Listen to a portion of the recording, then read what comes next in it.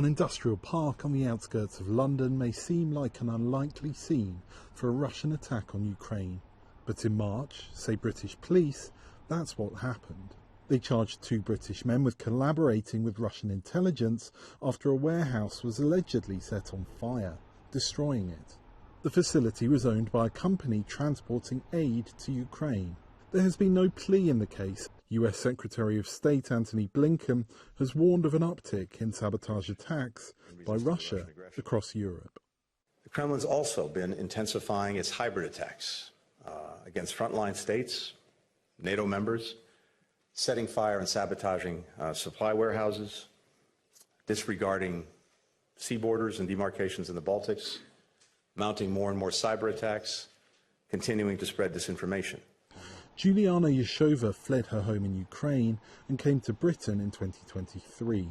Upon visiting the site of the burned warehouse, she said she was shocked to see something like this on British soil.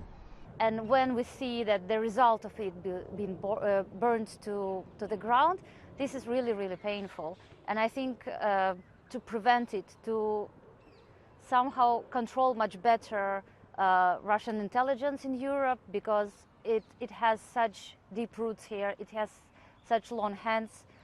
Similar incidents have been reported in Spain, Germany, which this social media footage purports to show, as well as in France, while Latvia's president and officials from the Netherlands and Lithuania have warned more attacks may be possible.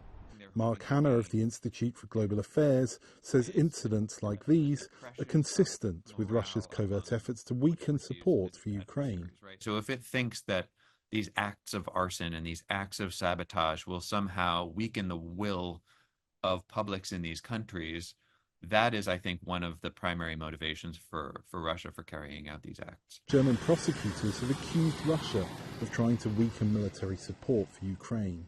As European governments look for answers, reports of the attacks are causing anguish among Ukrainian refugees who thought they had come to a safe space. At a Ukrainian social club in London, Ukrainian refugee Lyudmila Kazmiruk says the attacks are hitting in the most unexpected places. She says Ukrainian children in Britain are encountering Kremlin propaganda online. She feels traumatized. I started to hate Russian language. When I hear Russian language, something inside me, I'm just afraid of that person. Russia calls the accusations of sabotage yet another unfounded accusation on the part of the West. For Ukrainians who thought they were fleeing to safety in Britain and elsewhere in Europe, the trauma caused by the often unexplained incidents is very real. Henry Wilkins, VOA News, London.